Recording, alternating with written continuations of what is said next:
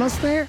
As most of you know, that 70% of the electricity which is used in Wet n Joy, Amusement Park and Water Park at Lonavala is green. And to take this commitment of green energy in Malpani Group, we have taken a new step today.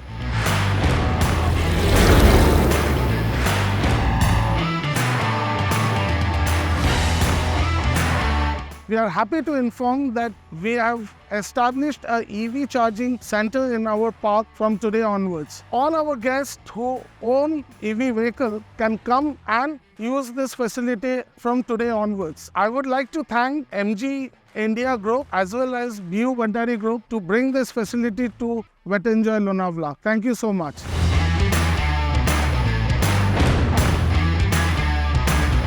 My name is Vaijayanti. I'm here to thank Mr. Gupta and Mr. Dogra to give us an opportunity to fit our chargers here for the best convenience of their customers. This is from MG. We have given them this community service of charging these cars here, EV cars. They can use it for their customers, for the staff. Thank you, Wet n Joy team, on behalf of BU Bandari and MG Motor.